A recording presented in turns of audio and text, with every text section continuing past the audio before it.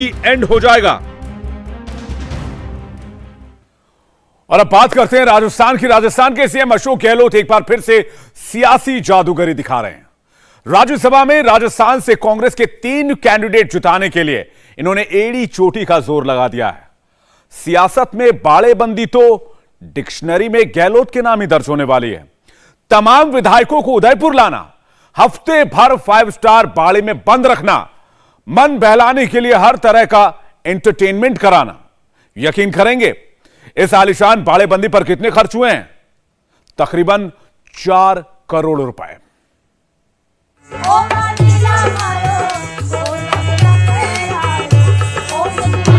5 सितारा resort में देर शाम folk dance का आनंद।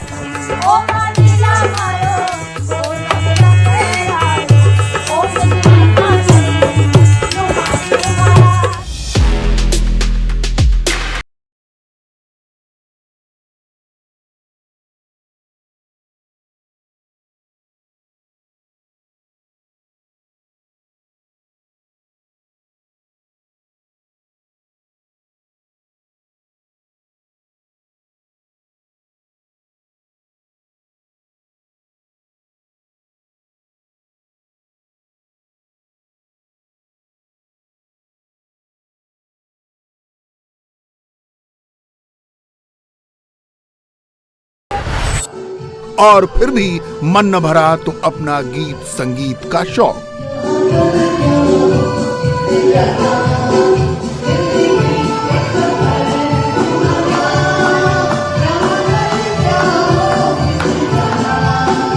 उदयपुर में राजस्थान के कांग्रेस विधायकों की बाड़ाबंदी कुछ यूं गुजरी। उदयपुर के 5 सितारा रिजॉर्ट के बाद अगला बाड़ा जयपुर का 5 स्टार होटल है। इस बाड़ाबंदी से गहलोत अपने विधायकों को चार्टर्ड प्लेन से वापस जयपुर लाए। 10 जून की वोटिंग तक कांग्रेस विधायक सीएम गहलोत के पिटारे में कैद होंगे। सियासी दांव के माहिर जादूगर गहलोत ने कोई कसर नहीं रख छोड़ी। जयपुर लौटे गहलोत ताल ठोक कर दावा कर रहे हैं कि कांग्रेस के सारे कैंडिडेट जीते। हम चाहते हैं कि इस बार ऐसे परिणाम आने चाहिए जैसे कि भविष्य में कोई हॉर्स ट्रेडिंग करने की प्रयास नहीं करे। ये बड़ा मानना है क्योंकि परंपरा डाल रही बीजेपी वाले हॉर्स ट्रेडिंग की। भैरव सिंह जी थे तब से मैं देख रहा हूँ, उनको तंग किया गया, उनको ले जाना पड़ा चौकी ढाणी के अंदर अपने विधायकों को, अपनी पार्टी विधायकों को। ये परंपराएं जो बीजेपी वाले डाल रहे हैं, हम चाहते हैं कि इस बार सबक ऐसा मिलना चाहिए कि भविष्य में ये नौबत नहीं आए। इस बार तीनों सीट हम जीतते आराम से, कोई दिक्कत नहीं आ रही है और हमारा कुनबा एकजुट है पूरा 26 लोगों का।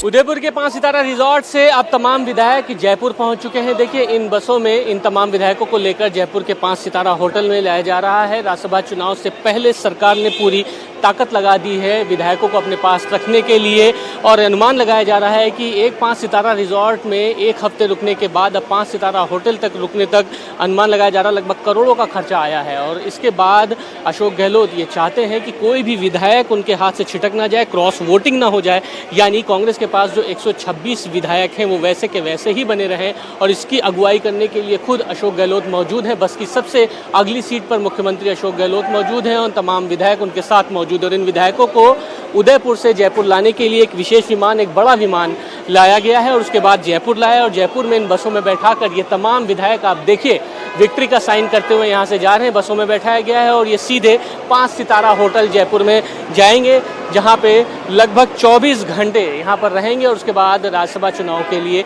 वोट किया जाएगा। एक एक विधायक को उसके ठिकाने से उदयपुर लाया गया। जिन विधायकों ने कभी चार्टर्ड प्लेन नहीं देखा था उन्हें अदब के साथ उड़ान भरवाई गई। गहलोत हर बार भरोसा दिलाते रहे, उनका हर विधायक उनके साथ है। पायलट वाले संकट के दौर में कांग्रेस में मर्ज हुए बीएसपी के विधायकों ने थोड़े नखरे दिखाए। गहलोत ने उन्हें भी मनाया।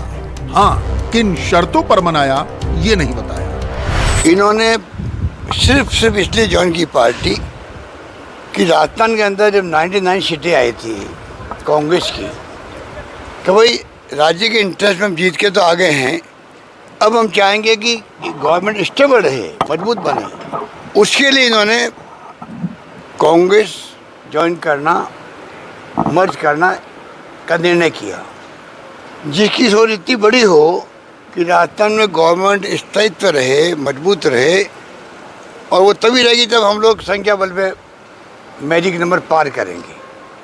अगर उस वक्त में जैसे साथ दिया हो सकता है उस वक्त में जो हम लोगों ने बातचीत की हो, कई मांगे पूरी होती है, कोई शर्त नहीं रखी इन्होंने, कोई शर्त नहीं रखी, पर जो व्यवहार होता है पार्टी के अंदर या जो काम होते हैं, जो अपने क्षेत्र में लोग उम्मीद करते हैं कि हमारे काम होंगे, उसमें अगर मान लो कोई कमी पेशी रहती है तो स्वाभाविक है कि जिस उम्मीद में हम आए थे भाई हम लोग जब स्टेबल गवर्नमेंट देंगे तो हमारा मान सम्मान भी होगा, उसमें हो सकता है कोई कमी पेशी रही हो, तो इसलिए वो छोटी मोटी नाराज़गी थी।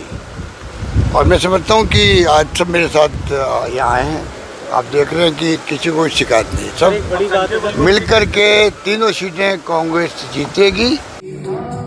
अशोक गहलोत तो ये भी नहीं बताएंगे कि विधायकों की इस 5 सितारा बाड़ाबंदी पर खर्च कितना हो या हो रहा है, मगर जो अनुमान है उसके मुताबिक 3 से 4 करोड़ रुपए गहलोत ने कांग्रेस के 3 कैंडिडेट जिताने के लिए खर्च किए। उदयपुर के ताज अरावली में 160 से ज्यादा कमरे बुक थे। ताज अरावली के कमरे 2 से 8 जून तक के लिए बुक कराए गए थे। हर विधायक को अलग अलग कमरे में रखा गया था।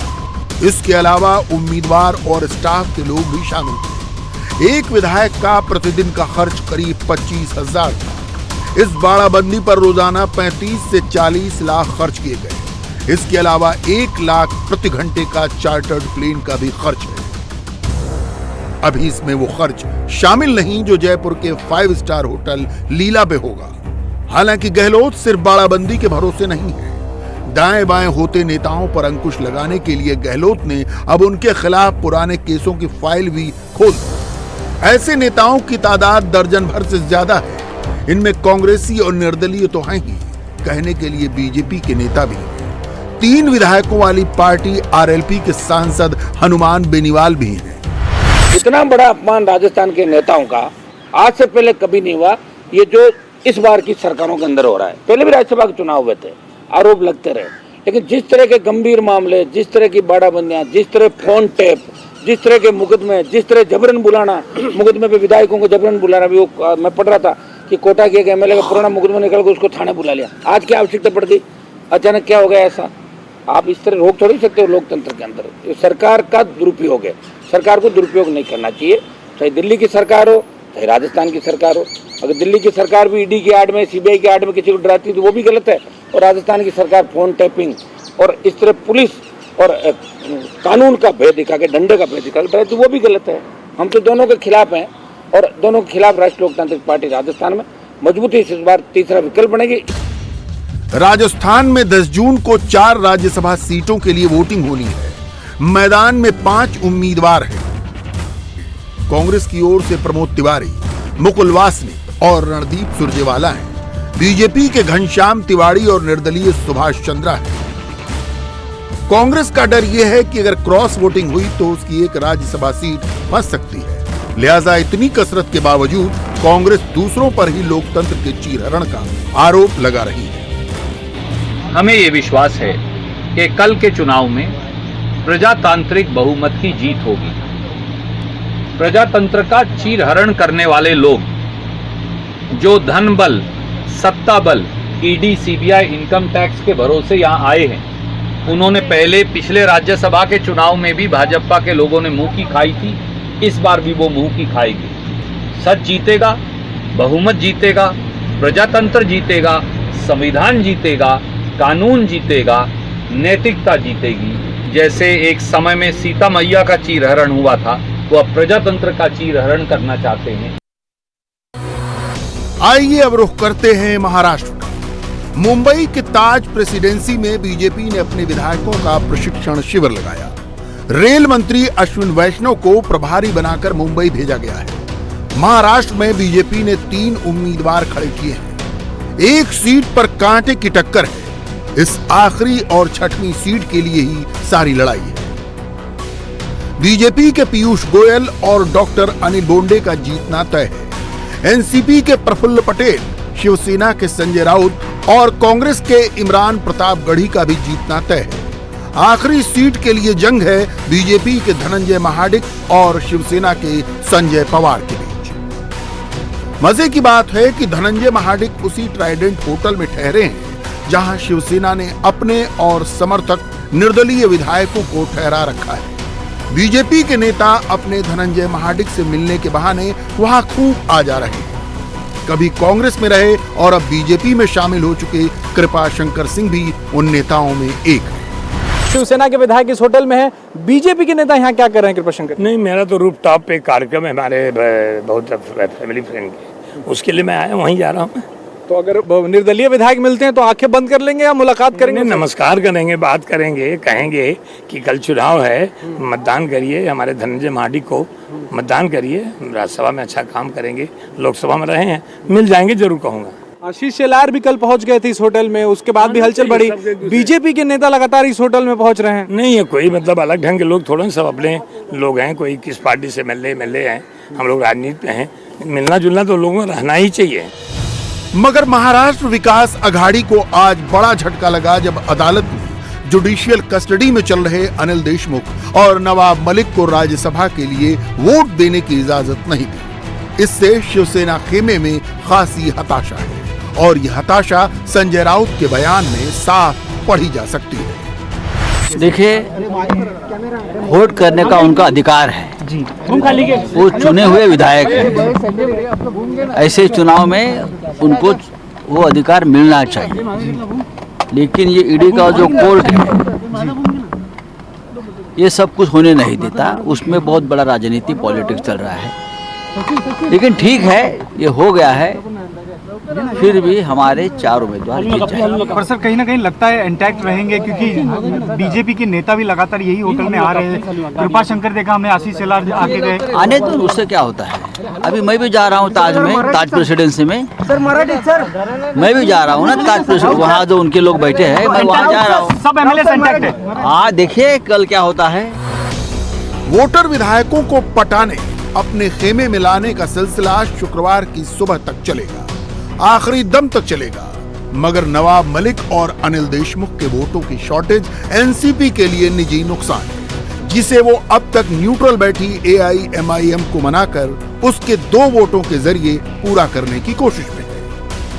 हाँ, मेरी सुबह उनसे बात हुई और उन्होंने मुझे कहा है कि वो आके मिलेंगे हमें। उनके 2 विधायक है विधानसभा में और हर वोट की वैल्यू है, महत्व है, और उसे लगता है, मुझे लगता है कि अगर वो सपोर्ट करेंगे, वो सपोर्ट करना चाहते हैं और वो बीजेपी को विरोध खिलाफ वोट देना चाहते हैं, तो उनका हम स्वागत करेंगे। राज्यसभा की 57 सीटों में 41 पर उम्मीदवार निर्विरोध चुने जाएंगे, मगर 16 सीटों के लिए 4 राज्यों राजस्थान, महाराष्ट्र, हरियाणा और कर्नाटक में चुनाव हो रहा है। लेकिन इनमें भी सबसे दिलचस्प राजस्थान और महाराष्ट्र हैं, जहां जंग और दिलचस्प बनी हुई है। और अब बात एक और बड़ी खबर की। मुंबई में महाकाल गैंग घूम रहा है। हालांकि महाकाल पुलिस की गिरफ्त में आ चुका है, लेकिन उसके गैंग के खतरनाक